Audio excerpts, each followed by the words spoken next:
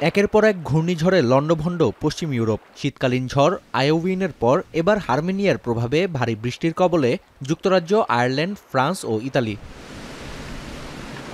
৪০ বছরের মধ্যে ভয়াবহ বন্যা দেখেছে ফ্রান্সের শহর রেনে। ঐতিহাসিক শহরটির অধিকাংশ স্থাপনাই এখন পানির নিচে। বন্যার পানিতে ভাসছে যানবাহন।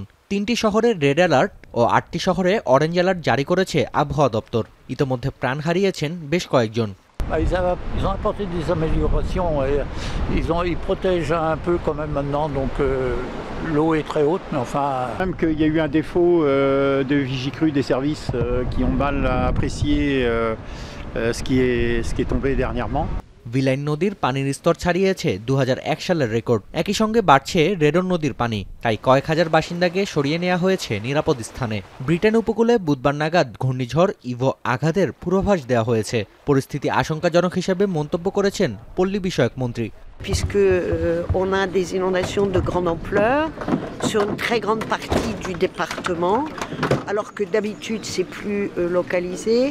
এদিকে হারমেনিয়ার আঘাতের পর বন্যায় তলিয়ে গেছে যুক্তরাজ্যের সমারসেট। ৬০ মিলিমিটার বৃষ্টির পাশাপাশি বইছে ১৩০ কিলোমিটার গতির বাতাস। তাই বাসিন্দাদের নিরাপদে সরিয়ে নিতে হিমশিম খাচ্ছে উদ্ধারকর্মীরা। দেশটির ৩০টি অঞ্চল রয়েছে বন্যা সতর্কতার আওতায়। এখনও বিদ্যুৎ বিচ্ছিন্ন ২০০০-এর বেশি বাসিন্দা। লন্ডন ও কার্ডিফ সহ দক্ষিণের বেশিরভাগ অঞ্চলে জারি করা হয়েছে অরেঞ্জ অ্যালার্ট। এছাড়াও ইতালির তুস্কানি ও লিগুরিয়া অঞ্চলেও দেখা গেছে আকস্মিক বন্যা।